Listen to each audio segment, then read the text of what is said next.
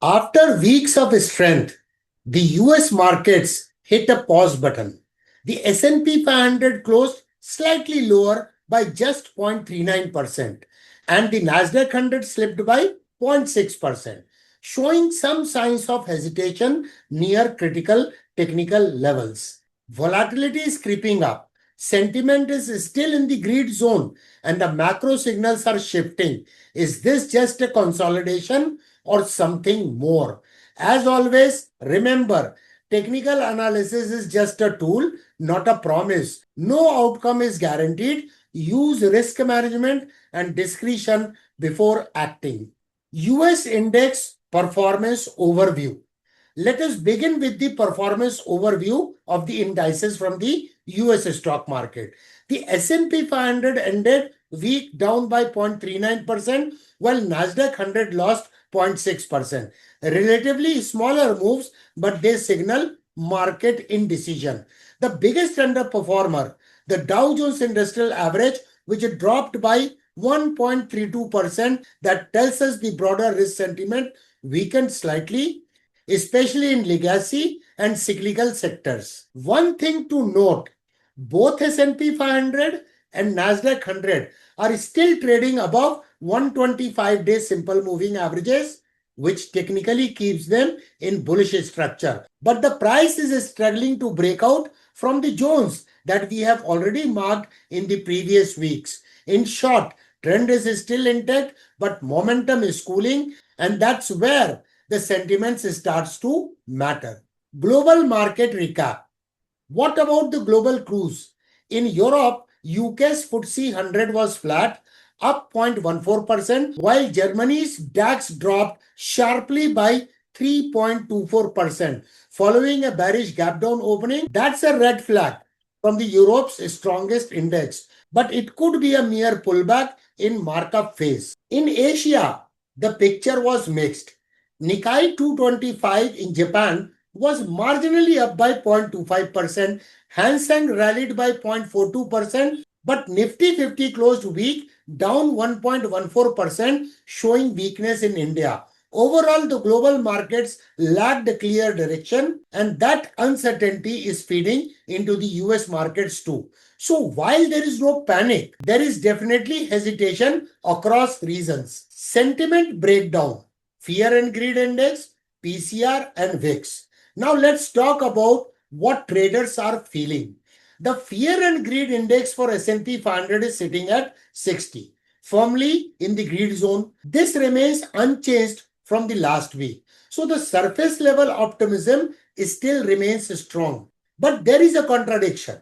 The put call ratio 5-day average has dropped to 0.64, and that's very low. It means investors are aggressively buying calls, likely betting on further upside, which ironically can set the stage for short-term reversal if too many are thinking in the same line. At the same time, the VIX jumped by 24% this week, which signals rising nervousness. However, it is still below 50-day average, so overall market volatility is still considered neutral, but worth watching closely. Bottom line, greed is high, but so is the tension. And this combination is quite typical before bigger moves in the market. Macro update. Let's now talk about the economic backdrop. We got two important updates last week. First, the US inflation came in cooler than expected. Headline CPI rose just 0.1% in the month of May, bringing annual inflation rate to 2.4%. Core inflation, excluding food and energy, rose only 0.1% month on month, below forecast of 0.3%. That's positive. It shows inflation is easing, giving the Federal Reserve some breathing room. Second, consumer sentiment surprised to upside. According to the latest reading, Americans are feeling much better about the economy after digesting recent tariff shocks. That rebound in sentiment adds a layer of confidence to retail and services spending. So the macro picture is actually supportive right now. Lower inflation, stable labor market, and improving consumer confidence, these all point towards resilience, even if the markets are pausing for the moment. So where does that leave us heading into the new week? We have S&P 500 and Nasdaq 100 is still holding above key moving averages, sentiments in the greed territory, but with signs of crowding. A VIX spike that hasn't yet turned into fear, but warns of a possible volatility. A macro backdrop that's improving beneath the surface. But here is the key. Price action is struggling at a critical resistance area. This is the third week where the indices are hesitating just under the supply zones we have been talking about. That's the signal to stay sharp, because either we see a breakout with confirmation or we face some kind of rejection and a short-term pullback. In the next segment, we will go straight to the price charts and to find out immediate support and resistance area, key zones that could trigger breakout or reversal, what to watch heading into the next week. This is S&P 500 in weekly time frame. So this week's candle is a spinning top, which means it is showing some kind of indecisiveness in the market. But is it a healthy sign? It was a very good consolidation band. And if the price would have given a breakout with a parabolic rise, it would not have sustained. So such consolidation is always good. See, this prior trend is bullish. And if it consolidates and forms this kind of pattern and gives a breakout after consolidation, it could be potentially a cup and handle pattern. And we know how do we calculate the target? We measure the depth of the cup and handle and project on the upside. So there might be a potential good upside move after the consolidation is over. See the price structure. It is trading quite in proximity. This is the area where EMA 21 is there. There is an existence of a gap at 5,720, which will provide a good support to S&P 500. Let us go to the daily price chart to understand price action further. Now look at the last candle in the daily price chart. It was the last trading session of the last week. There was a gap down opening and then a formation of a spinning top quite in proximity of EMA 21, and this was the area of resistance. So the price is trading quite in proximity of the support area. Now this is the potential gap, which is a good support in S&P 500. Why this is a good support? Not only because of the gap, but there are multiple moving averages intervening over here.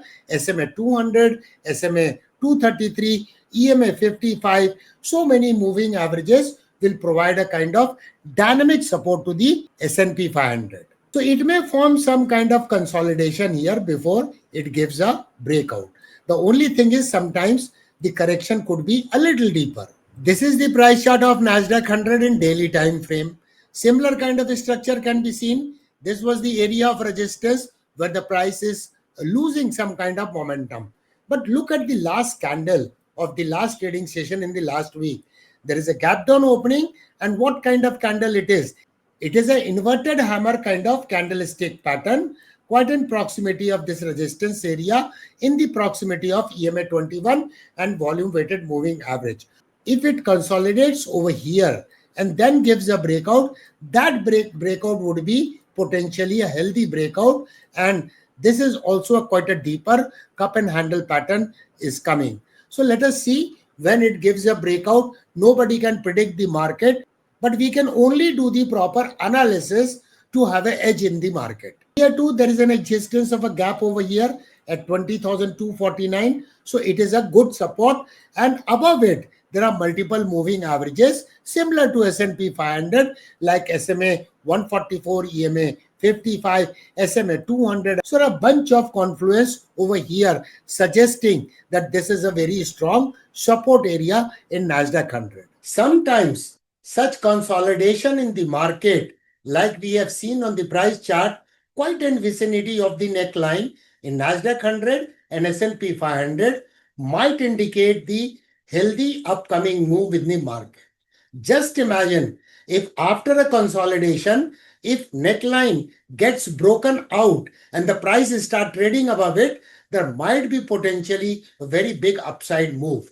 But who knows whether this breakout will take place or not? What do you think? Whether the breakout will take place in the coming week? Do offer your thoughts in the comment section of this video. If you are serious about learning the subject of technical analysis, we have a complete free tutorial series on the channel, Zero to Hero playlist.